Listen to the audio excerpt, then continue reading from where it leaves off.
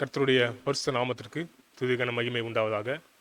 உங்கள் எல்லோருக்கும் ஓய்வு நாள் வாழ்த்துக்களை தெரிவித்துக் கொள்கின்றேன். ஹாப்பி சாபத். இந்த பரிசுத்தமான ஓய்வு நாளின் ஆரம்ப நேர வேளையிலும் தேவனை தொழுது கொள்வதற்கென்று இந்த காணொலி வாயிலாக வந்திருக்கின்ற உங்கள் அனைவரையும் இயேசு கிறிஸ்துவின் நாமத்தினாலே வாழ்த்தி வரவேற்று கொள்கின்றேன். இந்த நாள் கூட்டத்தை நாம் ஆரம்பிக்கும் வண்ணமாக நாம் ஒரு பாடலை பாடி ஆரம்பிப்போம். சீயோன் இனிய பாடல் புத்தகத்திலிருந்து 78வது பாடல், சூரியன் மறைந்து அந்த காரம் வந்தது என்ற பாடல். 78வது பாடல். சூரியன் மறைந்து அந்த காரம் வந்தது, சூரியன் மறைந்து அந்த காரம் வந்தது, சோர்ந்த என் தேகம் அயர்ந்து நல்லிலை பார போகுது, ஐயா நேயா பொன்னடி சரணம், ஐயா நேயா பொன்னடி சரணம், மனது வாக்கு நடக்கையிலும் உமக்கு துரோகமாய், மனது வாக்கு நடக்கையிலும் உமக்கு துரோகமாய், செய்த என் பாவம் யாவையும் உன் திரு உதிரத்தால் கழுவி சுத்தி கரியும் மேசையாம், கழுவி சுத்தி கரியும் மேசையாம், ராவில் வரும் மோசம் ஒன்றும் என்னை சேராமல், ராவில் வரும் மோசம் ஒன்றும் என்னை சேராமல், பேயின் சற்பனை தீய சொப்பனம் மனதில் நேராமல், தேவாவும் நல் காவல் தாருமே, தேவாவும் நல் காவல் தாருமே, சூரியன் மறைந்து அந்த காரம் வந்தது, சூரியன் மறைந்து அந்த காரம் வந்தது, சோர்ந்த என் தேகம் அயர்ந்து நல்லிலை பார போகுது, ஐயா நேயா பொன்னடி சரணம், ஐயா நேயா பொன்னடி சரணம். இந்த வேளையிலும் தேவ தியானத்தின் வேத வாசிப்பாக எடுத்துக்கொண்ட பகுதியானது சங்கீதம் 66ஆம் அதிகாரம் 16வது வசனம், பழைய ஏற்பாட்டின் பக்கம் 709. தேவனுக்கு பயந்தவர்களே, நீங்கள் எல்லோரும் வந்து கேளுங்கள், அவரின் ஆத்மாவுக்கு செய்ததை சொல்லுவேன். வாசித்த வசனங்கள் மூலியமாக தேவன் நம் மத்தி பேசுவாராக. நாம் யாவரும் கண்களையும் முடிஞ்சு ஆரம்ப ஜெபத்திற்குள்ளாக கடந்து செல்வோம். பரலோகத்தில் வாசமாக இருக்கின்ற எங்கள் பரலோக பிதாவே, ஆண்டவரே, இந்த பரிசுத்தமான ஓய்வு நாளின் ஆரம்ப நேர வேலையை நாங்கள் காண கிருபை சிந்தனைக்காக நன்றி செலுத்துகின்ற ஆண்டவரே. ஆண்டவரே, கடந்த வாரம் முழுவதுமாக எங்கள் கண்ணின் மணி போல பாதுகாத்து வழிநடத்தமைக்காக நன்றி ஆண்டவரே. ஆண்டவரே, உலகத்திலே அநேக மக்கள் மாண்டு மழிந்து கொண்டிருக்கின்ற இந்த சூழ்நிலையிலும் தேவரீர் உம்முடைய தயவால், உம்முடைய கிருபையால், உம்முடைய இரக்கத்தால் உம்முடைய பிள்ளைகளை போஷித்து வழிநடத்தி வருவதற்காக உங்களுக்கு நாங்கள் நன்றி செலுத்துகின்ற ஆண்டவரே. விசேஷமாக ஆண்டவரே, இந்த கொரோனா கொள்ளை நோயினாலே பாதிக்கப்பட்டிருக்கின்ற ஒவ்வொரு பிள்ளைகளையும் நீர்தமாண்டு சுகப்படுத்த வேண்டுமாகவும், ஆண்டவரே, எங்களுடைய திருச்சபையிலே, எங்களுடைய அடுவந்து திருச்சபையிலே பாதிக்கப்பட்டிருக்கின்ற இன்னும் மருத்துவமனையில் இருக்கின்ற ஒவ்வொரு விசுவாச பிள்ளைகளும் சமத்தில் வைக்கின்ற ஆண்டவரே, நீர்தாம் ஆண்டவரே, அவர்களுக்கு பரிபூர்ண சுகத்தையும் ஆரோக்கியத்தையும் கட்டளையிட வேண்டுமாக ஜெபிக்கின்ற ஆண்டவரே. ஆண்டவரே, இந்த நோயை கட்டுப்படுத்துவதற்கென்று ஒழித்து கொண்டிருக்கின்ற டாக்டர்கள், நர்ஸ்கள், துப்புரவு தொழிலாளர்கள் ஒவ்வொருவரும் சமத்தில் வைக்கின்ற ஆண்டவரே. நீர்தாம் ஆண்டவரே, அவர்களுக்கு உதவியின் கரமாக இருந்து ஆண்டவரே, அவர்கள் நீர்தாம் ஆண்டவரை பாதுகாக்க வேண்டுமாகவும் ஜெபிக்கின்ற ஆண்டவரே. ஆண்டவரே, இந்த வேளையிலும் கூட நாங்கள் இந்த ஆயத்த நாள் ஆராதனையிலே நாங்கள் வந்திருக்கின்றோம். தேவரே, நீர்தாம் ஆண்டவரே, உம்முடைய பரிசுத்த ஆவியானவரால் எங்களை நிரப்ப வேண்டுமாகவும், நாங்கள் வாசிக்கின்ற வசனங்கள் மூலியமாக எங்கள் உள்ளத்தில் நீர் பேச வேண்டுமாகவும் ஜெபிக்கின்ற ஆண்டவரே. ஆண்டவரே, தேவ செய்தி கொடுக்க இருக்கின்ற சகோதரரை சமூகத்தில் வைக்கின்றோம். அவரை மறைத்து நீ வெளிப்படுங்க. உம்முடைய வார்த்தையை அவருக்கு நீர் போட வேண்டுமாகவும், இந்த பரிசுத்த ஆவியானவரால் அவரை நிரப்பி ஆண்டவரே, நாங்கள் நல்ல செய்தியை கேட்டு அதன்படி நடக்கக்கூடிய உள்ளத்தை நீர் எங்கள் தர வேண்டுமாகவும் ஜெபிக்கின்ற ஆண்டவரே. எல்லா துதிகான மகிமை நாங்கள் உமக்கே செலுத்துகின்ற ஆண்டவரே. இயேசு கிறிஸ்துவின் நாமத்தினாலே ஜெபிக்கின்றேன் ஜீவனுள்ள பரம தகப்பனே, ஆமென். மறுபடியுமாக இந்த பரிசுத்தமான ஓய்வு நாளின் ஆரம்ப நிறைவேறிலும் தேவனை தொழுது கொள்ள வந்திருக்கின்ற உங்கள் அனைவரையும் இயேசு கிறிஸ்துவின் நாமத்தினாலே வாழ்த்தி வரவேற்றுக் கொள்கின்றேன். இந்த நாளின் தேவ செய்தியை நம்ம மத்தியிலே பகிர்ந்து கொள்ள இருப்பவர் சகோதரர் மனோஜ் அவர்கள். இந்த வேளையிலும் சகோதரர் மனோஜ் அவர்களிடம் இந்த தேவ செய்தியை கொடுப்பதற்கான நேரத்தை நான் ஒப்படைக்கின்றேன்.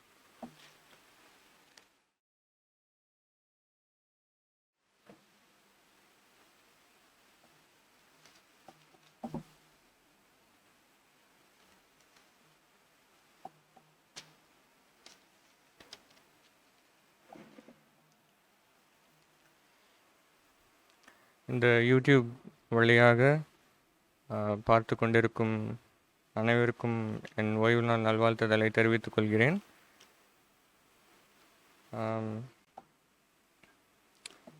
இந்த காலகட்டம் வந்து ரொம்ப ஒரு கொடுமையான ஒரு காலகட்டமாக இருக்குது. எங்கே பார்த்தாலும் மரண செய்திகளும், கோவிடால் பாதிக்கப்பட்டு மக்கள் வந்து பெட் இல்லாமல் ஹாஸ்பிட்டலில் தவிக்கிற சுச்சுவேஷனை நம்ம பார்க்குறோம்.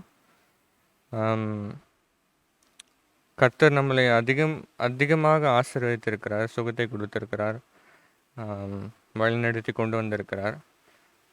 அதற்காக தேவனுக்கு நன்றி செலுத்துவோம்.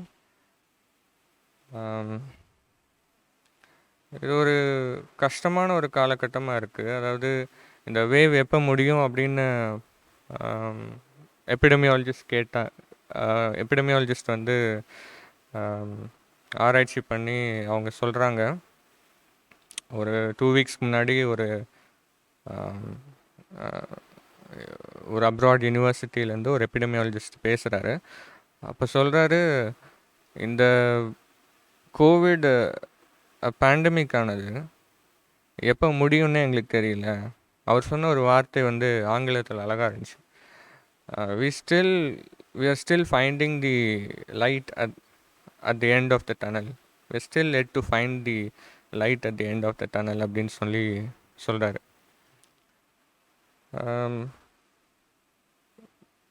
எப்போ இது முடியும், இந்த பேண்டமிக் எப்போ நமக்கு நார்மலான லைஃப் திரும்பவும் வரும்னு சொல்லிட்டு எங்களுக்கு தெரியல அப்படின்னு சொல்லி ஆராய்ச்சியாளர்கள் சொல்கிறாங்க. இதை சொல்லும்போது எனக்கு சார்ல்ஸ் ஸ்பர்ஜன் சொன்ன ஒரு கோட் தான் ஞாபகம் வருது. அந்த கோட் என்னென்னா, to trust God in light is nothing, but trusting him in the dark is faith. அதாவது வெளிச்சமான இடத்துல கடவுளை நம்புறது, சூழ்நிலைகள் சரியாக இருக்கும்போது கடவுளை நம்புறது வந்து பெரிய ஒரு காரியம் இல்லை. கஷ்டமான காலங்களில், இருளான நேரங்களில் கடவுளை பற்றி கொள்வது தான் ரொம்பவும் கடினமான ஒரு காரியமாக இருக்குது. அதற்கு வந்து விசுவாசம் என்பது பெயர் அப்படின்னு சொல்லி சார்ல்ஸ் ஸ்பர்ஜன் சொல்கிறார். என்னுடைய வாழ்க்கையிலும் நிறைய கஷ்டமான காலகட்டங்கள் இருந்துச்சு. கடவுள் ஒவ்வொரு விதமாக அற்புதமாக வழி நடத்தி என்னை கூட்டி கொண்டு வந்திருக்கிறார். இன்றைக்கு என்னுடைய செய்தியானது வந்து என்னுடைய வாழ்க்கையில் நடந்த ஒரு 2 சம்பவங்களை வச்சு தான் என்னுடைய செய்தி இருக்க போகுது. அதை பேஸ் பண்ணி தான் நான் பேச போகிறேன். சங்கீதம் 66:16 வசனம் சொல்லுது, Come and hear all you who fear God, let me tell you what he has done for me. தேவனுக்கு பயந்தவர்களே நீங்கள் எல்லோரும் வந்து கேளுங்கள், அவர் என் ஆத்மாவுக்கு செய்ததை நான் சொல்லுவேன் அப்படின்னு சொல்கிறாங்க. ஸோ என்னுடைய வாழ்க்கையில் கர்த்தர் எனக்கு செய்த 2 முக்கியமான அற்புதங்கள், 2 முக்கியமான ஒரு சூழ்நிலைகள்லேருந்து எப்படி என்னை கூட்டி கொண்டு வந்தார், அந்த சூழ்நிலைகள், அந்த சுச்சுவேஷன்லேருந்து நான் கற்றுக்கிட்ட பாடங்கள், நிறைய கேள்விகள் என்னோடய வாழ்க்கையை வந்து மாற்றுச்சு. என்னுடைய லைஃபோட பெர்ஸ்பெக்டிவ், நான் பார்க்குற லைஃபோட பெர்ஸ்பெக்டிவை என்னை மாற்றுச்சு. அது மட்டும் இல்லை, எனக்கு நிறைய கேள்விகள் அது கொண்டு வந்துச்சு. இந்த செய்தியில் வந்து அதிகமாக கேள்விகள் மட்டும்தான் இருக்கும். அந்த கேள்விகள் வந்து நீங்கள் எழுதி வச்சுக்கலாம், அல்லது உங்களுடைய மனசில் ஞாபகப்படுத்தி வச்சுக்கலாம். எனக்கு வந்த கேள்விகளுக்கு நான் பதில் தேடிட்டேனா அப்படின்னு சொல்லி பார்த்தோன்னா, எல்லா கேள்விகளையும் நான் பதில் தேடவும் முடியல. நான் தேடின பதில் கிடைத்த கேள்விகளுக்கு வந்து அதன்படி நடந்தனா அப்படின்னா அதுவும் ஒரு கேள்விக்குறி தான். பட் என்னால் முடிந்தவரை நான் வந்து அந்த கொஷின்ஸ்க்கு எல்லாத்துக்கும் நான் பதில் தேடியிருக்கேன். அந்த ஆன்சர்ஸ் மூலிமா என்னோடய வாழ்க்கையை வந்து அதிகமாக ஒரு மாற்றங்கள் ஏற்பட்டுச்சு என்னோடய வாழ்க்கையில். ஸோ த ஃபர்ஸ்ட் இன்சிடெண்ட் வந்து 2019 செப்டம்பர் மாதத்தில் வந்து என்னோடய ரூமில் நான் இருந்தேன், ஹாஸ்டலில் இருந்தேன் ஜிப்மரில். அப்போது படுத்து கொண்டு இருக்கும்போது எனக்கு ஒரு மாதிரி படபடப்பாயிருச்சு. என்னோடய ஹார்ட் பீட் வந்து எனக்கே கேட்குது, உடம்பெல்லாம் வேர்த்துருச்சு. அப்போது என்னடா இது ஒரு மாதிரி இருக்கே அப்படின்னு சொல்லிட்டு நான் என்னோடய ஃப்ரெண்டுக்கு கால் பண்ணுறேன்.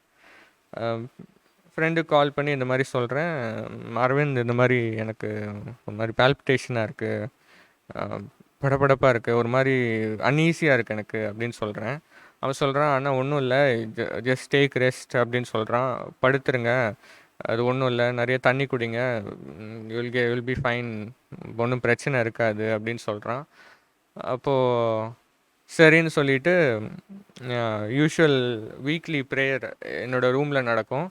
ஸோ எல்லாரையும் வர சொல்லிட்டேன், அதை அவாய்ட் பண்ணவும் முடியல. ஸோ என்னோடய ரூமில் நடக்கும்போது, அந்த ப்ரேயர் நடக்கும்போது என்னால் அந்த ப்ரேயரில் கலந்துக்க கூட முடியல. யூஸ்வலாக நான் வசனங்களை வாசிப்பேன், இல்லைன்னா வசனங்களுக்கு நான் வந்து விளக்கம் கொடுப்பேன். ஆனால் இதில் பார்த்திங்கன்னா என்னால் விளக்கம் கூட கொடுக்க முடியல, வசனம் கூட வாசிக்க முடியல. அன்றைக்கு வந்து மேத்யூ 8 சாப்டர் படித்தோம். அதில் ஒரு முக்கியமான வேர்ஸ் வந்து, எல்லா வேர்ஸும் வந்து எனக்கு காதில் விழுகலை, ஆனால் ஒரே ஒரு வேர்ஸ் மட்டும் என்னோடய காதில் விழுந்துச்சு. அது மட்டும் இல்லை, அது ரொம்ப நாள் வந்து அந்த வேர்ஸ் வந்து என்னோடய காதில் கேட்டுக்கிட்டே இருந்துச்சு. ஸோ வசனங்களை வாசிக்கிறாங்க, என்னால் வாசிக்க முடியல. நான் சொன்னேன், நீங்கள் யாராவது வாசிங்க அப்படின்னு சொல்லி எதுவுமே பார்ட்டிசிபேட் பண்ணாமல் நான் என்ன பண்ணிட்டேன், பார்ட்டிசிபேட் பண்ணாமல் நான் அப்படியே ரிலாக்ஸாக உட்காந்துக்கிட்டே இருந்தேன். அந்த டைம் ஃபுல்லாகவே எனக்கு மனசுலலாம் ஒரு மாதிரி இருக்குது, படபடப்பாக இருக்குது, ஹார்ட் பீட் ரைஸ் ஆகிற மாதிரி எனக்கு ஒரு ஃபீலிங். அது மட்டும் இல்லை, வேர்க்குது. என்ன ஒரு மெடிக்கல் ஃபீல்டில் இருக்கவங்களுக்கு இந்த சிம்டம்ஸ் எல்லாம் இருந்தால் என்னென்ன இருக்கலாம் அப்படின்னு சொல்லி என் மனதுக்குள்ளே ஓடுது. ஸோ இவங்கெல்லாம் போனதுக்கப்புறம், அந்த ப்ரேயர்லாம் முடிஞ்சு போனதுக்கப்புறம் என்னோடய ஃப்ரெண்டை வர சொன்னேன். வந்துட்டு அவன் என்ன சொன்னான், சரி ஓகே லெட்ஸ் செக் பிபி அப்படின்னு சொல்லி அவன் பிபி செக் பண்ணும்போது என்னோடய பிபி வந்து பார்த்திங்கன்னா 160/110, அதாவது 160/110 இருந்துச்சு. ஒரு நார்மல் சராசரியான என்னுடைய வயது உள்ளவங்களுக்கு 120/80 தான் இருக்கணும் என்னுடைய ரத்த கொதிப்பானது. என்னோடய பிபி பார்த்திங்கன்னா 160/110. நோ ரீசன், என்ன ரீசன், ஒரு ரீசனும் இல்லை. எனக்கு வந்து எந்த பழக்கமும் கெட்ட பழக்கமும் கிடையாது. நான் அன்றைக்கி ஈவினிங் வந்து எந்த ஒரு உடற்பயிற்சியோ எதையுமே செய்யலை. என்னோடய பிபி வந்து ரொம்ப அதிகமாக இருந்துச்சு. அப்போது என் ஃப்ரெண்டு சொன்னால், மேபி வந்து நீ ஏதாவது ஸ்ட்ரெஸ்ஸாக இருக்கும், ஸோ பயப்படாதீங்க, ஒரு 15-20 மினிட்ஸ் கழிச்சு திருப்பி ஒரு ரீடிங் எடுப்போம், அப்புறம் என்ன ஆகுதுன்னு பார்ப்போம் அப்படின்னு சொல்லி பார்க்கும்போது 15-20 மினிட்ஸ் படுத்திருந்தேன். யூஸ்வலாக படுக்கும்போது என்ன ஆகும்னா பிபி கொஞ்சம் ட்ராப் ஆகும். ஸோ என்ன பண்ணால் திருப்பி ஒரு 20-30 மினிட்ஸ் கழித்து பிபி எடுக்கிறோம், ஸ்டில் வந்து 160/107, 108லேயே இருந்துச்சு. அப்போது எனக்கு மனசில் என்ன தோணுச்சுன்னா, okay something wrong with me, எனக்கு ஏதோ பிரச்சனை இருக்குது போல் அப்படின்னு சொல்லிட்டு என் ஃப்ரெண்டுக்கிட்ட சொன்னேன், சரி போயிட்டு ஒரு இசிஜி எடுத்துருவோம், என்னுடைய மனசு திருப்திக்காக நான் ஒரு இசிஜி எடுக்கணும் அப்படின்னு சொல்லிட்டு நான் சொன்னேன். ஸோ அன்றைக்கி நைட்டே நாங்கள் என்ன பண்ணுறோம், போயிட்டு கேஷுவாலிட்டி போயிட்டு ஒரு இசிஜி எடுக்கிறோம். கேஷுவாலிட்டியில் போயிட்டு அங்கே பிபி செக் பண்ணும்போதும் ஹையாக தான் இருந்துச்சு, சேம் 160 குறையவே இல்லை, 160/107, 110 குறையாமே இருந்துச்சு. ஸோ பிபி போயிட்டு நாங்கள் இசிஜி எடுக்கிறோம், இசிஜி வந்து ரொம்ப நார்மலாக தான் இருக்குது, எந்த சேஞ்சஸுமே இல்லை அப்படின்னு சொல்லி பார்க்குறோம். அப்போ என்ன சொன்னாங்க, அங்கே இருக்க ஒரு மெடிசன் ரெசிடெண்ட் என்ன சொன்னாங்க, நீங்கள் வந்து ஒரு ட்ரெட்மில் டெஸ்ட் எடுங்க, நாளைக்கு வேணால் ட்ரெட்மில் டெஸ்ட்டோ இல்லை ஒரு எக்கோ எடுங்க, பட் அதெல்லாம் எடுக்கிறதுக்கு முன்னாடி ஒரு ஒரு 3 ரீடிங்ஸ் பார்ப்போம், 3 டேஸ் பார்ப்போம், ரீடிங்ஸ் எடுங்க, அது எப்படி இருக்குன்னு பார்த்துட்டு then will go for medications. அதாவது மாத்திரைக்கு எதாவது செய்யலாம், மாத்திரை ப்ரிஸ்கிரைப் பண்ண முடியுமான்னு பார்க்கலாம் அப்படின்னு சொல்கிறாங்க. ஸோ நான் வீட்டிற்கு ரூமுக்கு வந்துடுறேன். வந்துட்டு சரி ஓகே, உனக்கு பிசிஜியில் நார்மலாக தான் இருக்குது, ஒன்றும் பிரச்சனை இருக்காது அப்படின்னு சொல்லிட்டு நான் படுத்து தூங்கிட்டு அடுத்த நாள் காலையில் எழுந்திரிச்சு ஒரு ரீடிங் எடுக்கணும். மார்னிங் ஒரு ரீடிங் எடுக்கணும், ஆஃப்டர்நூன் ஒரு ரீடிங் எடுக்கணும், நைட் ஒரு ரீடிங் எடுக்கணும், பிபி செக் பண்ணணும். ஸோ மார்னிங் ரீடிங் வந்து தூங்கி முழிச்சோன்னே எடுக்கிறேன். யூஸ்வலாக தூங்கி முழிக்கும் போது பிபி குறைஞ்சிருக்கும். ஏன்னா ரொம்ப நேரம் நம்ம பாடி ரெஸ்ட்டில் இருக்கனால என்ன ஆகும்னா பிபி ஆட்டோமேட்டிக்காக குறையும். பட் அது குறையல. ஸ்டில் 150/108 இருந்துச்சு.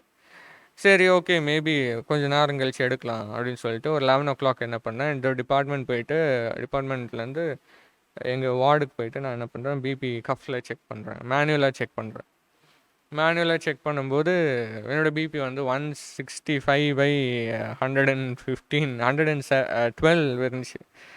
ஸோ பயந்து போய் என்னாச்சுன்னா என்னோடய ஃப்ரெண்டை கூட்டிகிட்டு டைரெக்டாக கார்டியாலஜி டிபார்ட்மெண்ட்டே போயிட்டு அங்கே இருக்க எஸ்ஆர்கிட்ட போயிட்டு சீனியர் ரெசிடெண்ட்டை போயிட்டு இந்த மாதிரி சொல்கிறேன், எனக்கு பிபி கொஞ்சம் ரைஸாகவே இருக்குது, ஏன்னு தெரியல அப்படின்னு சொல்லும்போது அவர் என்ன சொன்னார், ஒரு சில ஸ்ட்ரெஸ்னால், மேபி என்னோடய ஒர்க் ஸ்ட்ரெஸ்னால் இருக்கலாம், நான் சரியாக தூங்காதனால இருக்கலாம்னு நான் வந்து டாக்டர் சொல்கிறாரு. பட் அதே போல் அவர் சொல்கிறதுலேயும் சில விஷயங்கள் இருந்துச்சு. அதாவது நான் சரியாக தூங்கலை, என்னோடய ஒர்க் ரொம்ப ப்ரெஷர் அதிகமாக இருந்துச்சு.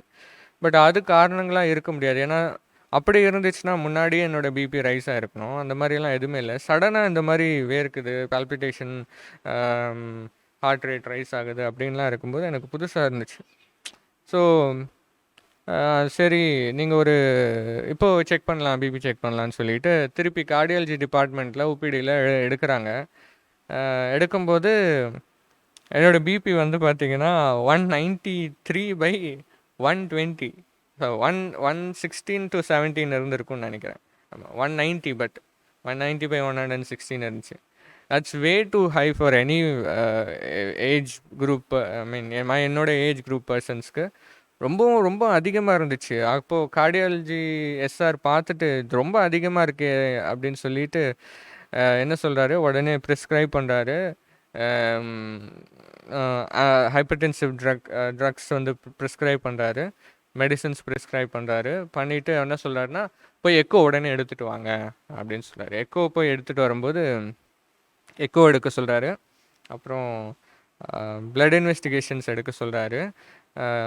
அடுத்து பார்த்திங்கன்னா ஸ்கேன், அதாவது ஹார்ட் ஸ்கேன் பண்ண சொல்கிறாரு, பிளட் இன்வெஸ்டிகேஷன் பண்ண சொல்கிறாரு. அதே போல் வேறு ஏதாவது இருக்குமான்னு சொல்லிட்டு டாப்லர் அதெல்லாம் பண்ண சொல்லி எழுதி கொடுக்குறாரு. So as a medical person, ஒரு மெடிக்கல் பேக்ரவுண்ட் இருக்கவங்க எல்லாத்துக்கும் தெரியும் எதுக்காக அந்த டெஸ்ட்லாம் எழுதி கொடுக்குறாங்கன்னு சொல்லி எல்லாத்துக்கும் தெரியும். ஒன்று கிட்னி ப்ராப்ளமாக இருக்கலாம், அல்லது ஏதாவது பிளாக் இருக்கலாம் என்னோடய வெயின்ஸில், இல்லை நான் ஏதாச்சும் பிளாக் இருக்கலாம், இல்லைனா வந்து அப்டமினல், அதாவது வயிற்று பகுதியில் ஏதாச்சும் ஒரு இரத்த குழாய்கள் ஏதோ ஒரு அடைப்பு இருந்தாலும் இருக்கலாம். இல்லைனா வந்து பார்த்திங்கன்னா கிட்னி மேலே ஒரு கிளாண்ட் இருக்குது, அட்ரினல் கிளாண்டுன்னு சொல்லுவாங்க. அது நம்மளுடைய ஃப்ளைட் அண்ட் ஃப்ரைட் ரெஸ்பான்ஸ் அப்படின்னு சொல்லுவாங்க. அதுக்கு பயன்படுற ஒரு ஒரு ஒரு கிளாண்ட், அது சுரப்பி. அது ஸோ அதில் ஏதாச்சும் டியூமரோ இல்லை அது வந்து ஏதாச்சும் ஒரு கட்டியோ இல்லை ஏதாச்சும் இருந்துச்சுன்னா இந்த மாதிரி பிபி ரைஸ் ஆகலாம். அது ஒரு காம்ப்ளிகேட்டட் கண்டிஷன் அது. ஸோ இதாக இருக்கலாம் அப்படின்னு சொல்லி, அதாக இருக்கலாம் இதாக இருக்கலாம்னு சொல்லிட்டு நானே யோசிக்கிறேன், ஓகே இதெல்லாம் டெஸ்ட் எழுதி கொடுத்துருக்காங்கன்னு சொல்லிட்டு. ஸோ எக்கோ எடுத்துகிட்டு வந்து பார்க்கும்போது எக்கோ நார்மலாக இருக்குது. ஹார்ட் ஸ்கேன் பண்ணும்போது ஹார்ட் ஸ்கேன் ரொம்ப நார்மலாக இருக்குது. ஸோ ஒன்றும் இல்லை, நீங்கள் வந்து ட்ரக்ஸு, அதாவது ஹைப்பர்டென்சிவ் ட்ரக்ஸு, பிபி டேப்லெட்ஸ் எல்லாம் எடுங்கன்னு சொல்லிட்டு ரொம்ப பவர்ஃபுல் ட்ரக்ஸ், ரொம்ப ஹை டோசேஜாக கொடுத்துட்டாரு. சரி நான் ரூமுக்கு வந்துட்டு மாத்திரைகளை எடுத்துட்டேன். நான் வீட்டில் சொன்னேன் இந்த மாதிரி எனக்கு இந்த மாதிரி ஆச்சு அப்படின்னு சொல்லும்போது வீட்டில் இருக்கவங்களாம் பயந்துட்டு என்ன சொன்னாங்க, ஓகே வீக்கெண்ட் தானே, நாளைக்கு அது தேர்ஸ்டே நடக்குது இந்த இந்த இந்த இன்சிடென்ட்ஸ் எல்லாம். வீட்டில் என்ன சொல்கிறாங்க, நாங்கள் ஃப்ரைடே வந்துடுறோம், ஃப்ரைடே வந்துட்டு நான் வீட்டுக்கு கூட்டிகிட்டு போகிறோம், ஒரு 2-3 டேஸ் வந்து வீட்டில் இரு, அப்போ உனக்கு சரியாயிடும், கொஞ்சம் ரிலாக்ஸாக இருப்ப அப்படின்னு சொல்லி வீட்டுக்கு கூட்டிகிட்டு போகிறதுக்காக வந்தாங்க.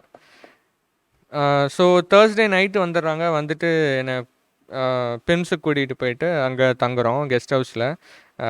ஏன்னா அடுத்த நாள் அன்னைக்கு தேர்ஸ்டே ஈவினிங் வரைக்கும் தம்பிக்கு ஏதோ ப்ரோக்ராம் இருக்குது. அது மட்டும் இல்லை, அவனுக்கு நைட் ஷிஃப்ட் ஏதோ இருந்துச்சு. அதனால் அவன் என்ன சொன்னான், ஃப்ரைடே போகலாம், மார்னிங் போயிடலாம் அப்படின்னு சொல்லிட்டு அவன் சொல்கிறான். சரின்னு சொல்லிட்டு நாங்கள்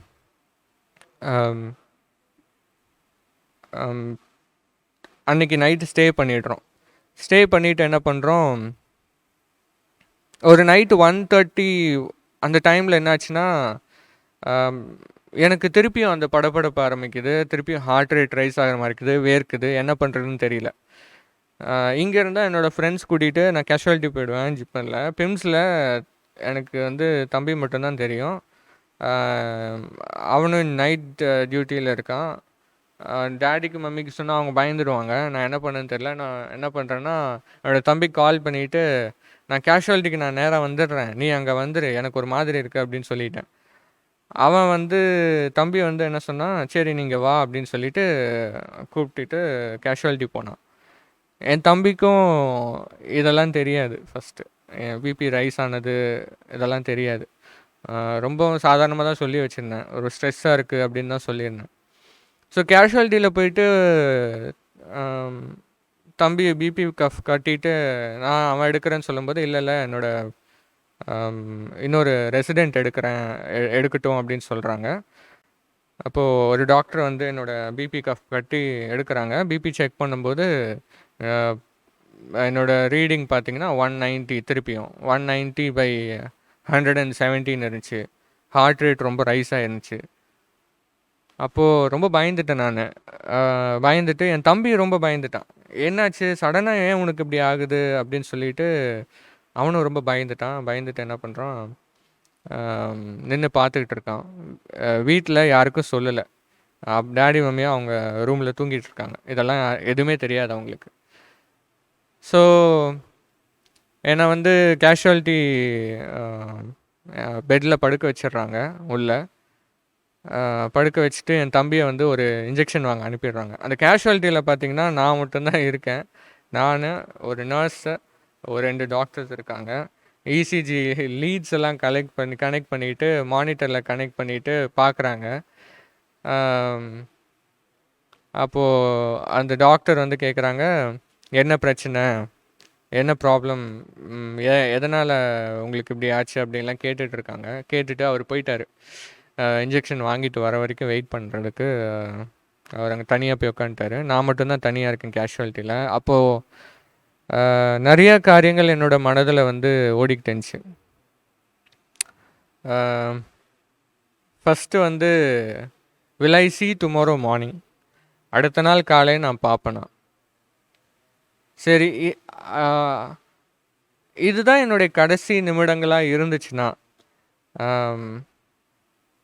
நான் யாருக்கிட்டெல்லாம் மன்னிப்பு கேட்டிருக்கணும், யாரெல்லாம் நான் மன்னிச்சிருக்கணும் அப்படின்றது 2வது கொஷின். 3வது கேள்வி வந்து, நான் ஒரு நல்ல மனிதனா, நல்ல ஒரு வாழ்க்கை வாழ்ந்திருக்கேனா, மற்றவங்களுக்கு பிரயோஜனம் உள்ளவனா, கர்த்தருக்கு உண்மை உள்ளவனா வாழ்ந்திருக்கேனா அப்படின்னு கேட்டால் அந்த கேள்வி என் மனதில் போகுது. சரி, இப்போது என்னால் காலையில் என்னால் பார்க்க முடியல, ஏதோ சம்திங் ஆயிடுச்சுன்னா நான் வந்து ஹெவனுக்கு போவேனா இல்லை ஹெல்லுக்கு போவேனா? இந்த கேள்விகள்லாம் மனசில் ஓடிச்சு, பயமாக இருந்துச்சு. முக்கியமான ஒரு கேள்வி வந்து, நான் யாரெல்லாம் மன்னித்திருக்கணும். நிறைய பேர்த்து நான் பேசாமல் இருந்திருக்கேன், ரொம்ப சில்லியாக இருந்துட்டனோ, வாழ்க்கை இன்னும் பெட்டராக வாழ்ந்திருக்கலாமோ, அல்லது மற்றவங்கள்ட்ட அன்பாக இன்னும் இருந்திருக்கலாமா அப்படின்லாம் தோணுச்சு. அதுக்கப்புறம் சரியாயிடுச்சு. என்னோடய பிபி நார்மல் ஆகிடுச்சு. நார்மல் ஆகிட்டு என்ன ஆகுதுன்னா, அப்போது சில கேள்விகள் என் மனதில் வந்து இன்னொரு சில கேள்விகள் எழுந்துச்சு. ஒன்று வந்து, why did God allow me to go through this? ஏன் கடவுள் வந்து இந்த மாதிரி சுச்சுவேஷனில் என்னை கடவுள் உள்ளே கூட்டிகிட்டு போனார்? அப்போது நான் கேஷுவாலிட்டியில் ப்ரேயர் பண்ணும்போது என்னோடய பிபி குறையில, லைட்டாக தான் குறைஞ்சிச்சு. ஸோ வீட்டுக்கு அனுப்பிச்சிட்டாங்க. அடுத்த நாள் காலைல வாங்க பார்க்கலாம் அப்படின்னு சொல்லிட்டு. ஸோ நான் ப்ரேயர் பண்ணேன், ஆண்டவரே இது சரியாயிடணும். ப்ரேயர் பண்ணும்போது நோ ரெஸ்பான்ஸ் கடவுள்கிட்டேருந்து. என்ன பண்ணுறேன்னு தெரியல. நான் என் மனசில் வந்து why are you silent God அப்படின்னு சொல்லி எனக்கு மனசில் ஒரு கேள்வி வந்துச்சு. சரி ஆண்டவரே, இப்போது இதுலேருந்து என்னை கூட்டிகிட்டு வந்துட்டிங்கன்னா what lesson do I learn from this if I come out alive அப்படின்னு தோணுச்சு. இந்த காலகட்டத்துலேயும் நிறைய பேர் வந்து கொரோனாவால் பாதிக்கப்பட்டு ஹாஸ்பிட்டலில் இருக்கலாம் அல்லது வீட்டில் இருக்கலாம். நீங்கள்லாம் கேட்கலாம், ஏன் கடவுள் என்னை வந்து இதுக்குள்ளே கூட்டிகிட்டு போகிறாரு, ஏன் என்னை தப்பு வைக்கல அப்படின்னு கேட்டுட்டு இருக்கலாம். சில பேர் என்ன நினைக்கலான்னா, ஆண்டவரே இதுலேருந்து நான் என்ன கற்றுக்கணும்னு நினைக்கிறீங்க அப்படின்னு சொல்லி நினைத்து பார்க்கலாம். இலக்கு கொடுத்த பிள்ளைகள் வந்து குடும்பங்களும் யோசித்து பார்க்கலாம், ஏன் ஆண்டவரே எங்களுக்கு இந்த சோதனை அப்படின்லாம் கேட்கலாம். அப்போது அந்த கேஷுவாலிட்டியில் அந்த பெட்டில் படுத்துட்டு இருக்கும்போது ஒரு இந்த கேள்விகள்லாம் போயிட்டு இருக்கும்போது ஒரே ஒரு வசனம் மட்டும் என்னை அடிக்கடி வந்து என்னோடய காதில் கேட்டுக்கிட்டே இருந்துச்சு, என்னை ரிமைண்ட் பண்ணிக்கிட்டே இருந்துச்சு. அந்த ப்ரேயர் மீட்டிங்கில் மேத்யூ 8 சாப்டர் படித்தோம். Matthew 8 chapter 26th verse. அதற்கு அவர், அற்ப விசுவாசிகளே, ஏன் பயப்படுகிறீர்கள் என்று சொல்லி எழுந்து காற்றையும் கடலையும் அதட்டினார். உடனே மிகுந்த அமைதல் உண்டாயிற்று.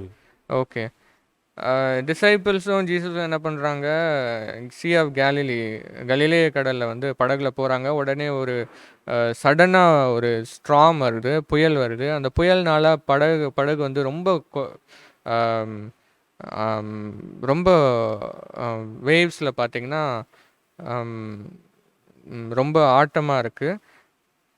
அப்போது இந்த டிசைபிள்ஸ் எல்லாம் வந்து ஜீசஸ்ட்டை வந்து கேட்குறாங்கல்ல, ஆண்டவரே எங்களை காப்பாற்றுங்க, நாங்கள் சாகிறது உங்களுக்கு தெரியலையா, நாங்கள் செத்து போகிறோம் அப்படின்னு சொல்லி கடவுள்கிட்ட கேட்குறாங்க. கடவுள் என்ன சொல்கிறாரு, அற்ப விசுவாசிகளே ஏன் பயப்படுறீங்க அப்படின்னு சொல்லி சொல்கிறாரு. இந்த ஒரு வசனம் 26வது வசனம் மட்டும் என்னோடய காதில் அடிக்கடி கேட்டுக்கிட்டே இருந்துச்சு. You of little faith why you are so scared அப்படின்னு சொல்லிட்டு, why you are so afraid அப்படின்னு சொல்லிட்டு என்னோடய காதில் அந்த கேஷுவாலிட்டி முழுக்க, அந்த இருந்த டைம், அந்த சுச்சுவேஷன் முழுக்க வந்து இந்த வசனம் என்னை வந்து மனசில் வந்துக்கிட்டே இருந்துச்சு.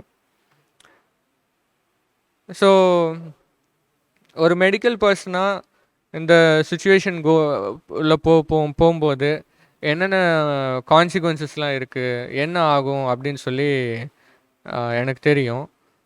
இதுலேருந்து மீண்டு வரணுன்னா என்னென்ன பண்ணணும்னு தெரியும். ஆனால் இருந்தாலும் மனசில் ஒரு பயம், ஏதாச்சும் ஆகிடுமா எனக்கு அப்படின்னு சொல்லிட்டு. அதே போல் தான் இந்த சீஷர்களும் என்ன பண்ணுறாங்கன்னா பயப்படுறாங்க.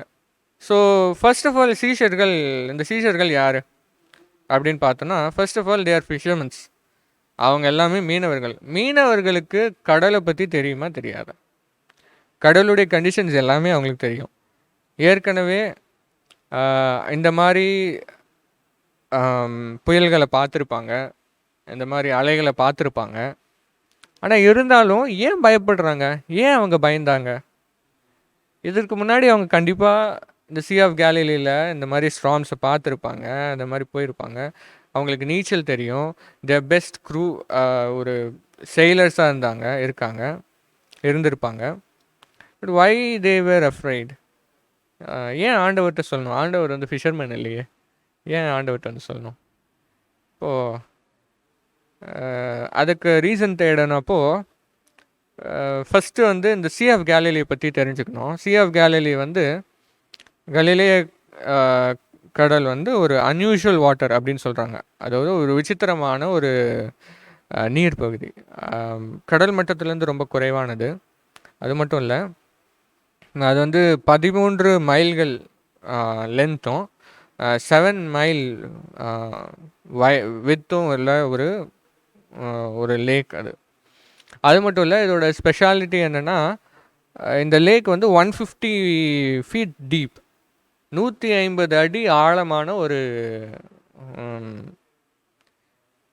ஆழமுள்ள ஒரு லேக் இது. அது மட்டும் இல்லை, ஸ்ட்ராம், அதாவது புயல் வரப்போ அலைகள் வந்து 20 ஃபீட் வரைக்கும் மேலே எழும்புமா. இதெல்லாம் முன்னாடி பார்த்துருப்பாங்க, இந்த கடலை பற்றிலாம் அவங்களுக்கு தெரிஞ்சிருக்கும். மெயின் ரீசன் வந்து இந்த புயல் வந்து கடவுள்கிட்ட ஏன் அவங்க வந்து காப்பாற்றுங்கன்னு கேட்குறதுக்கு காரணம் வந்து it was out of their control. அவங்க கண்டிப்பாக புயல் வந்தப்போ, அலைகள் வந்தப்போ அவங்க வந்து மேனேஜ் பண்ணியிருப்பாங்க. இது எப்படியாச்சும் மேனேஜ் பண்ணிடலாம், எப்படியாவது படகு ஓட்டிகிட்டு போயிடலாம் அவங்க நினச்சிருப்பாங்க. பட் ஒன் ரீசன் எனக்கு தெரிஞ்ச வரைக்கும், என்னுடைய அறிவுக்கு எட்டின வரைக்கும், it was out of the control. அவர்களுடைய கையை மீறி போச்சு. இதுக்கு மேலே நம்மளை காப்பாற்றிக்கணுன்னா கடவுள்கிட்ட மட்டும்தான் போகணும் அப்படின்ற ஒரு சுச்சுவேஷனுக்கு அவர்கள் தள்ளப்பட்டார்கள். ஸோ கடவுள் என்ன சொல்கிறாரு, you of little sight why you are so afraid அப்படின்னு சொல்லிட்டு அந்த காற்றையும் அந்த அலைகளையும் கடவுள் வந்து அமைதிப்படுத்துகிறாரு.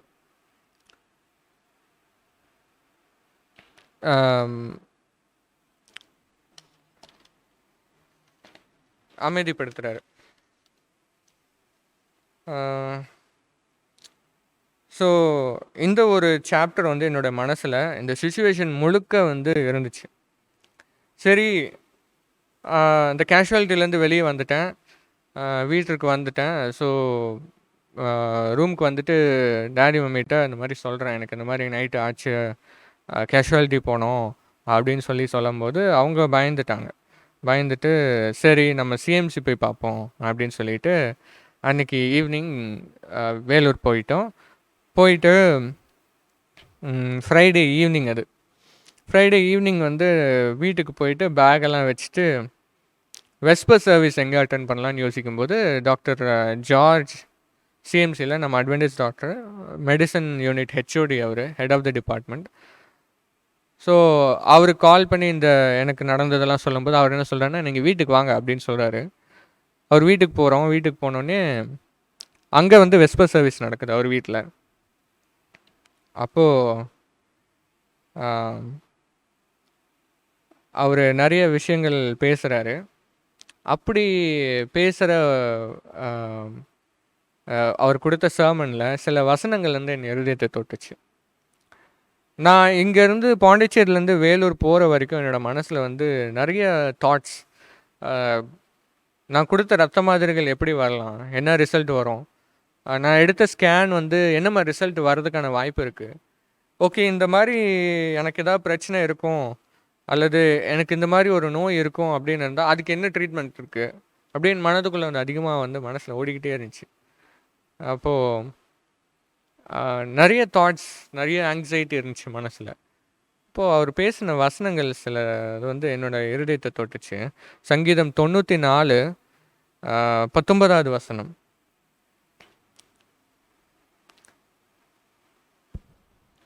என் உள்ளத்தில் விசாரங்கள் பெருகையில் உம்முடைய ஆறுதல்கள் என் ஆத்மாவை தேற்றுகிறது.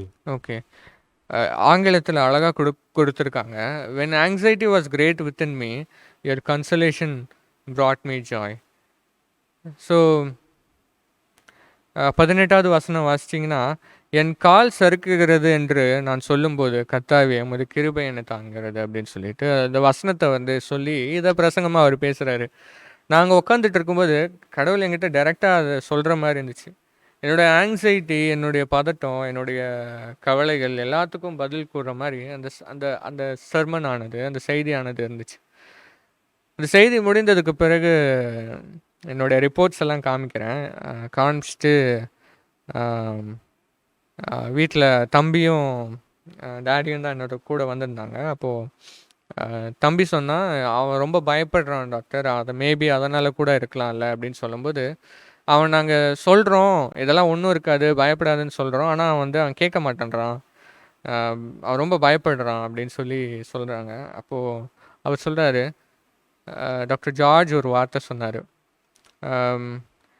It is easy to tell someone பயப்படாதீங்க, ரொம்ப எளிய சாதாரணமாக இருக்கும், நீங்கள் வந்து பயப்படாதீங்கன்னு சொல்லிட்டு போகலாம். ஆனால் அவங்களுடைய மனதிற்குள்ளே வந்து இட்ஸ் அ பேட்டில், ஒரு வார் மாதிரி தான், ஒரு போர் மாதிரி. ஒரு பக்கம் ஆங்ஷியஸ் தாட்ஸ், பதட்டமான பயப்படக்கூடிய சிந்தனைகள் வந்து மனசில் இருக்கும். ஒரு பக்கம் வந்து கடவுள் வந்து பேசுவார். It's a war between God and his own thoughts. So அவனுக்காக நம்ம ஜெபிச்சுக்கணுமே தவிர அவனை வந்து ஏன் இப்படி பண்ணுற, பயப்படாது அப்படின்னு சொல்லி அவன் மேலே கோபமும் படக்கூடாது அப்படின்னு சொல்லிட்டு இன்னொரு ஒரு வார்த்தை சொன்னார். என்னோடய 30 இயர்ஸ் சர்வீஸில் நான் சொல்கிறேன், thousands ஆஃப் பேஷண்ட்ஸ் பார்த்துருக்கேன், நிறைய புக்ஸ் படிச்சிருக்கேன். அண்டு நான் சொல்கிறேன், உனக்கு எதுவும் இல்லை, இது ஒன்றுமே நீ இந்த டெஸ்ட்லாம் எடுத்துருக்கவே தேவையில்லை, இதெல்லாம் ஒன்றுமே இல்லை, நீ வந்து you are all right, perfectly all right, நீ வந்து நல்லா தூங்கு, அட்வென்டிஸ்ட் லைஃப் ஸ்டைலை ஃபாலோ பண்ணு, உனக்கு சரியாயிடும்னு சொல்கிறாரு. அது வரைக்கும் இருந்த என்னோடய மனதில் இந்த ஆங்ஷியஸ் தாட்ஸ், என்னுடைய பதட்டமான சிந்தனைகளும், என்ன ஆகிடுமோ அதாயிடுமோ இதாகிடுமோன்ற சிந்தனைகள் எல்லாம் போயிட்டு மனசில் வந்து ஒரு காம்னஸ் கிடச்சிச்சு எனக்கு. அது மட்டும் இல்லை, இந்த வசனங்கள் வந்து என்னை ரொம்ப தேட்டுருச்சு. ஸோ அன்றைக்கு ஈவினிங் வந்து நைட் வந்து நான் என்ன பண்ணுறேன், போய் பிபி செக் பண்ணுறேன். என்னோடய பிபி வந்து 120/80 இருந்துச்சு. கொடுத்த மாத்திரைகளும் கொடுத்த மருந்துகளும் எனக்கு என்னோடய பிபியை குறைக்கல. அவருடைய வார்த்தைகளும், தேவனுடைய வார்த்தைகளும், அவர் சொன்ன ஆறுதலான சில வார்த்தைகளும் தான் என்னுடைய பிபியை குறைச்சிச்சு. ஸோ செகண்ட் இன்சிடெண்ட், ஃபஸ்ட் இன்சிடெண்ட்லேருந்து நான் கற்றுக்கிட்ட பாடங்கள், தேவன் எனக்கு கற்றுக் கொடுத்த சில பாடங்கள் வந்து என்னோடய வாழ்க்கையில் ஒரு மாற்றத்தை உண்டு பண்ணுச்சு. தேவன் மேலே இன்னும் அதிகமான பற்றுதலையும் நம்பிக்கையும் வைக்கக்கூடிய ஒரு மனமாற்றத்துக்கு என்னை அது வந்து கூட்டி கொண்டு போச்சு. எல்லோருடைய வாழ்க்கையிலும் ட்ரையல்ஸ் அண்ட் ட்ரிபுலேஷன்ஸ் வரும். பட் அதை நம்ம எப்படி எடுத்துக்கிறோம், அதுலேருந்து நம்ம என்ன கற்றுக்க போகிறோம், கடவுள் நமக்கு அதுலேருந்து என்ன கற்றுக் கொடுக்க போகிறான்றது ரொம்ப முக்கியமான ஒரு காரியமாக இருக்குது. செகண்ட் இன்சிடெண்ட், 2 மாதங்களுக்கு முன்பதாக தம்பியோட எக்ஸாமினேஷன் முடிந்ததுக்கு பிறகு அவனுக்கு ஃபீவர் வந்துச்சு. ஃபீவர் வந்தோடனே டெஸ்ட் பண்ணோடனே கோவிட் பாசிட்டிவ் ஆகிடுச்சு. தம்பி கோவிட் பாசிட்டிவ் ஆனதுக்கப்புறம் டேடி மம்மி கோவிட் பாசிட்டிவ் ஆகிட்டாங்க. டேடி மம்மி கோவிட் பாசிட்டிவ் ஆனதுக்கப்புறம் நான் கோவிட் பாசிட்டிவ் ஆகிட்டேன். ஸோ என் வீட்டில் எல்லோரும் கோவிட் பாசிட்டிவ்.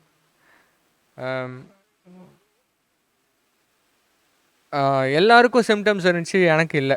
எனக்கு எந்த சிம்டம்ஸும் இல்லை. நான் அப்சல்யூட்லி நார்மலாக இருந்தேன். தம்பிக்கு ரொம்ப சிம்டம்ஸ் அதிகமாக இருந்துச்சு. டேடிக்கு சிம்டம்ஸ் காமிச்சிச்சு, மம்மிக்கு சிம்டம்ஸ் அதிகமாக இருந்துச்சு. காய்ச்சல் இருந்துச்சு, இருமல் இருந்துச்சு. நான் ரொம்ப பயந்துட்டேன். அந்த காலகட்டங்களில் வந்து இந்த 14 நாட்கள் நான் சரியாக தூங்கவும் இல்லை, ரொம்ப பயந்து போயிருந்தேன். இப்போது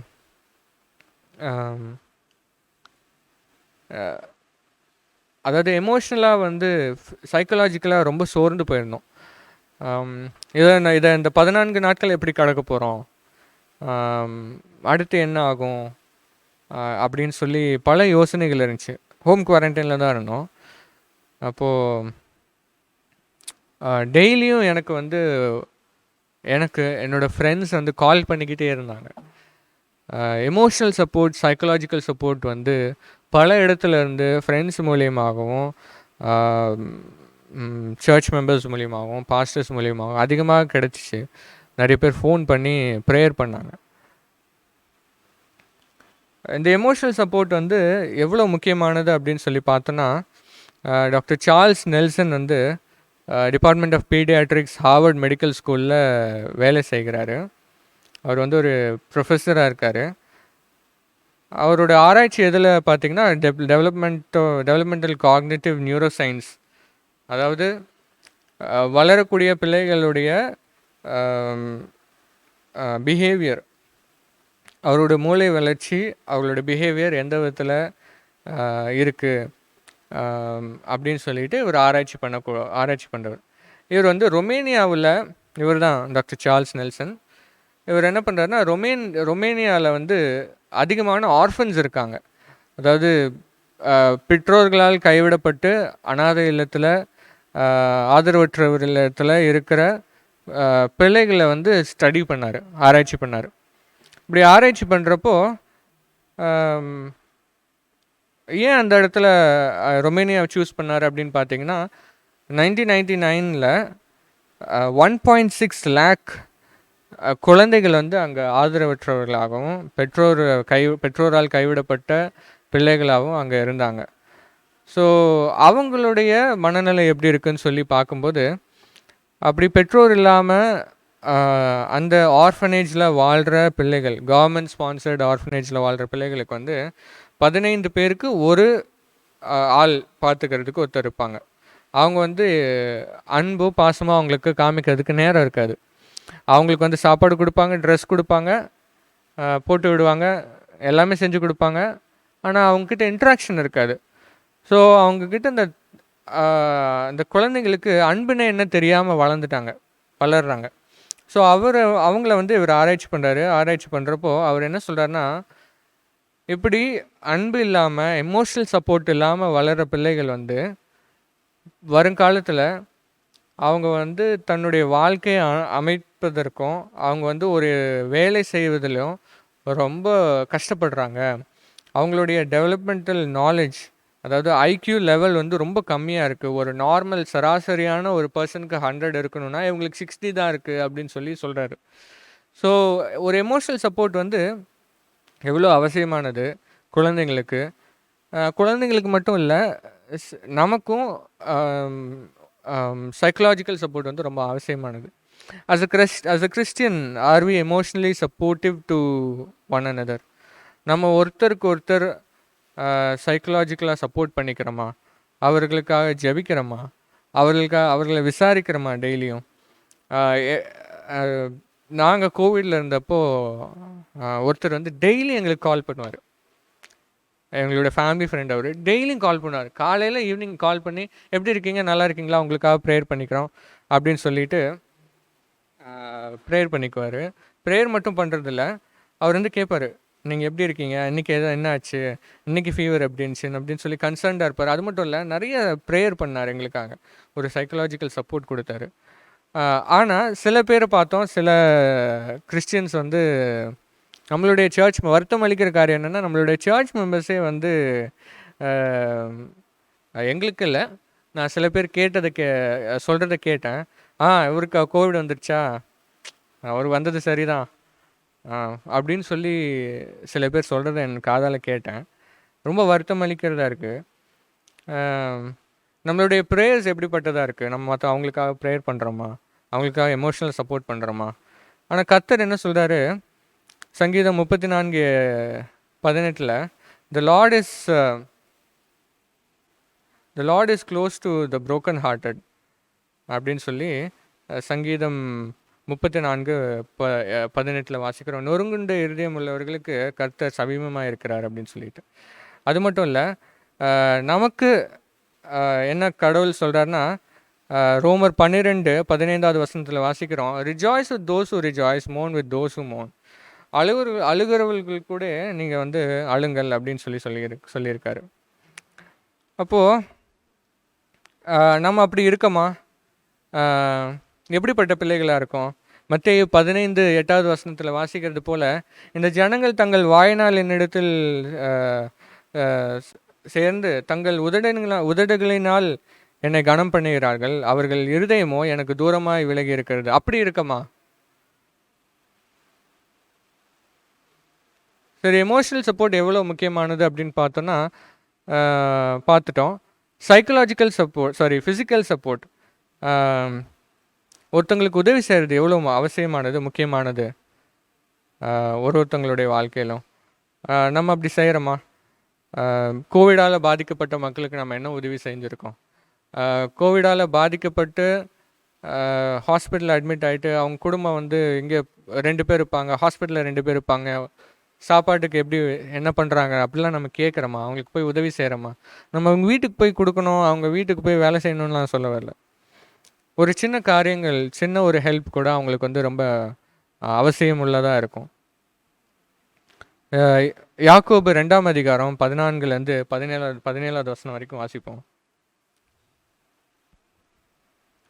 என் சகோதரரே, ஒருவன் தனக்கு விசுவாசம் உண்டென்று சொல்லியும் கிரியைகள் இல்லாதவனானால் அவனுக்கு புரோஜனம் என்ன?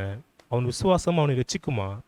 ஒரு சகோதரனாவது சகோதரியாவது வஸ்திரம் இல்லாமலும் அனுதின ஆகாரம் இல்லாமலும் இருக்கும்போது உங்களில் ஒருவன் அவர்களை நோக்கி, நீ சமாதானத்தோடே போங்கள், குளிர் காய்ந்து பசியாறுங்கள் என்று சொல்லியும் சரீரத்துக்கு வேண்டியவைகளை அவர்களுக்கு கொடுக்காவிட்டால் புரோஜனம் என்ன?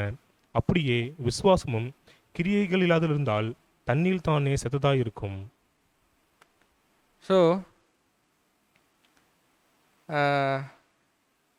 விசுவாசம் இருந்து கிரியை இல்லைன்னா அதற்கு எதுக்கு பயனுள்ளதாக இருக்குது? பயனில்லாத ஒன்று தான் இருக்குது.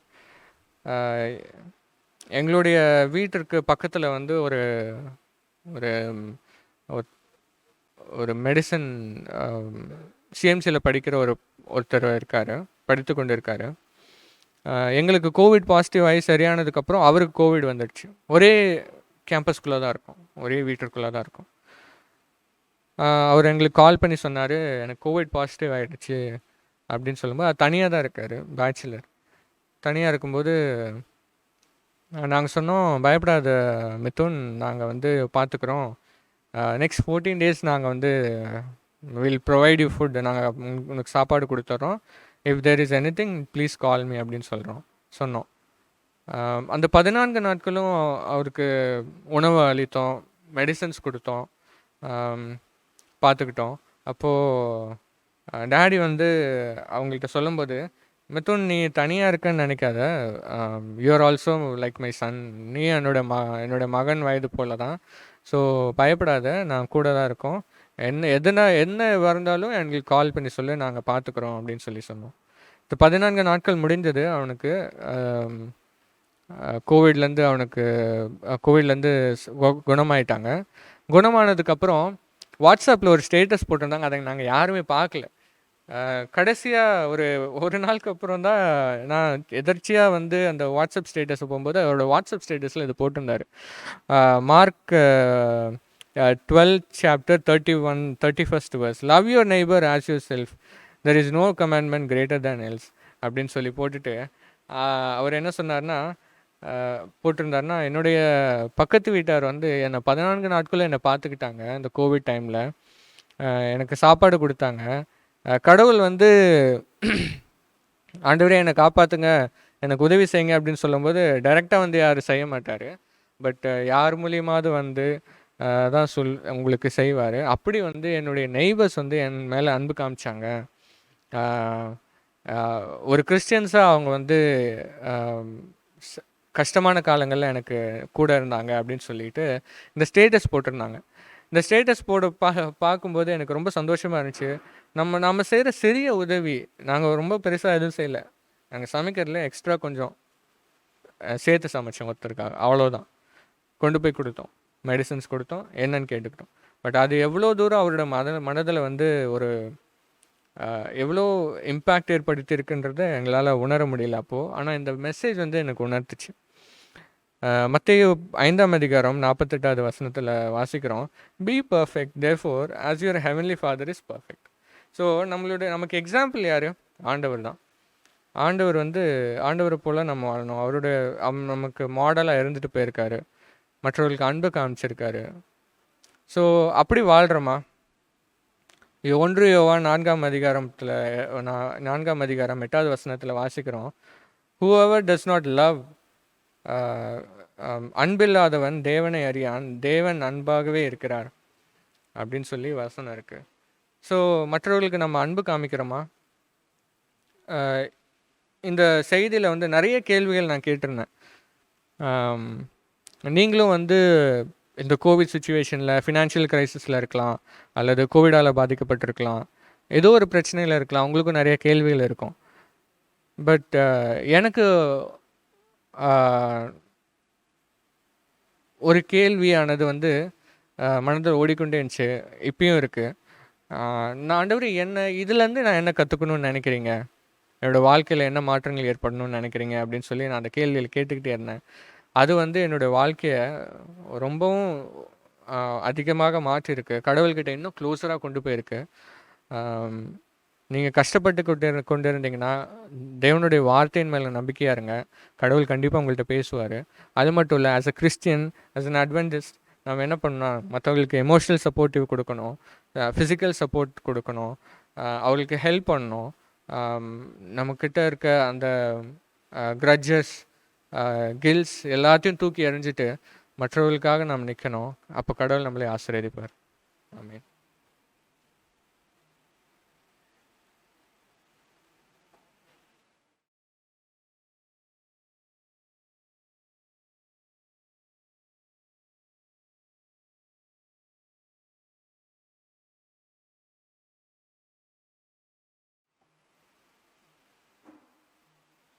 தன்னுடைய வாழ்க்கை அனுபவங்களிலிருந்து சாட்சியாக நம் அனைவருக்கும் ஏற்ற ஒரு நல்ல ஒரு தேவ செய்தியை கொடுத்த சகோதரர் மனோஜ் அவர்களை தேவன் தாமே ஆசீர்வதிப்பாராக. இந்த ஓய்வு நாளின் ஆரம்ப ஆராதனை நிறைவு செய்யும் வண்ணமாக சியோன் இனிகீதங்கள் பாடல் புத்தகத்திலிருந்து 298வது பாடலை பாடுவோம். நடத்துவார் இன்பனும் மாறுதல் சாரும் மன்னம் என்ற பாடல். நடத்துவாராயின்பனம் மாறுதல் சாரும் வண்ணம் நான் விடத்திருக்கினும் தேவனின் கையே நடத்தும்.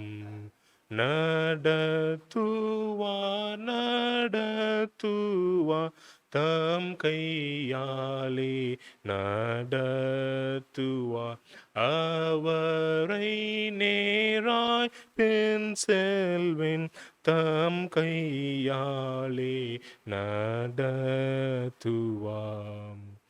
ஓர் வேளையிருள் பாதையில் ஓர் வேளையேதேன் பூங்காவில் அலை கடல் அமைவிலும் அவர் நேசக்கை நடத்தும்.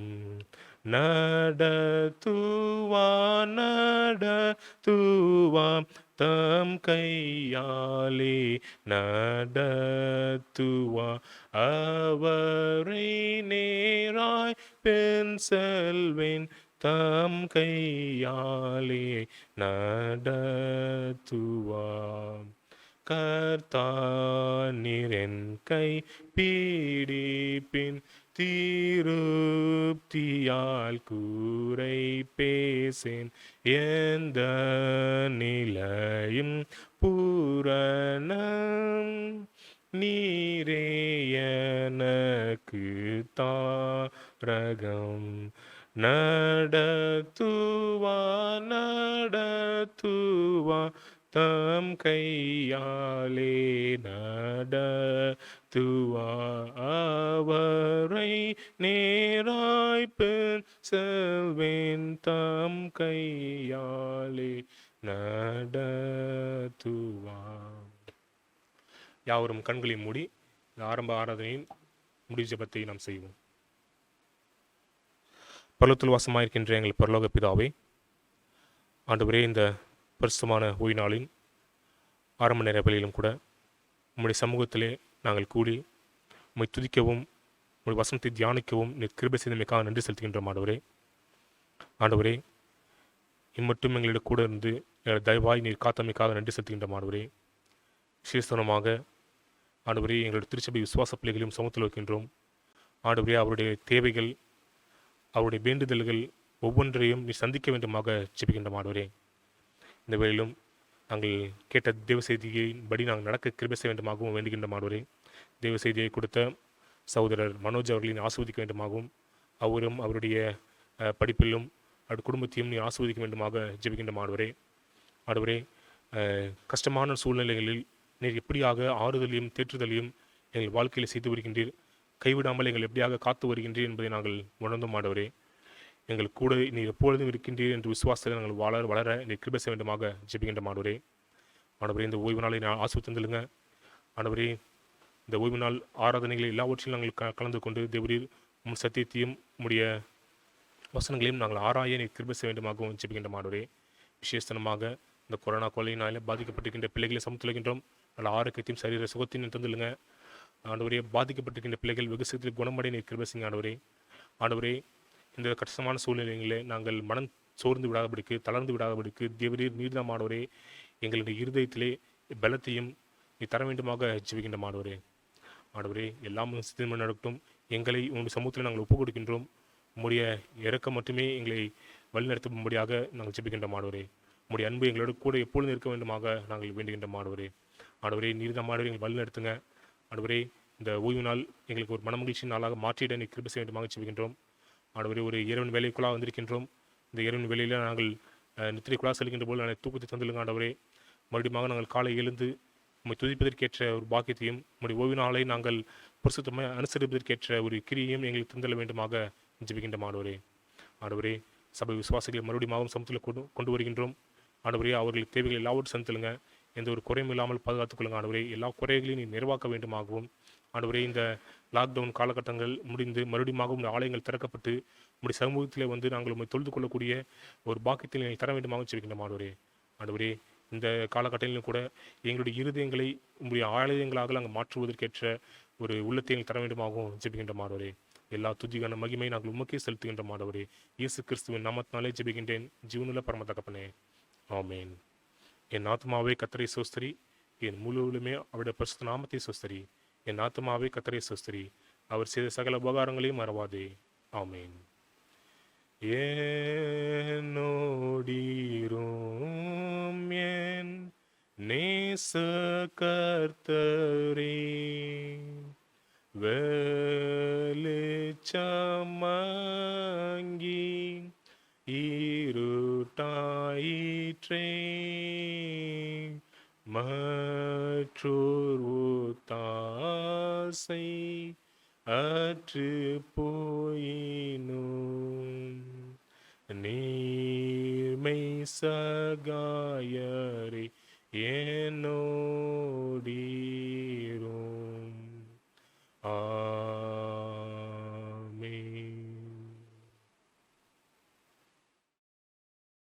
கூட்டத்திலே தேவனுடைய சத்தியத்தை கேட்டவங்கள் அனைவரையும் தேவன் தாமே ஆசீர்வதிப்பாராக. மறுபடியும் நாளை ஓய்வு நாள் ஆராதனைகளில் நம்முடைய யூடியூப் சேனலில் லைவ் ஸ்ட்ரீமிங்காக செயல்படுத்தப்படும். அதிலும் சபை விசுவாசிகள் கலந்து கொள்ளும்படியாக தலைமுறையுடன் கேட்டுக்கொள்கின்றோம். காலை 9:30 மணி அளவிலே தொடங்கும் என்பதை நான் தெரிவித்துக் கொள்கின்றேன். சபை விசுவாசிகள் அதில் கலந்து கொண்டு தேவ ஆசீர்வாதத்தை பெறும்படியாகவும் கேட்டுக்கொள்கின்றேன். தேவன் தாமே உங்கள் அனைவரையும் ஆசீர்வதிப்பாராக. ஆமென்.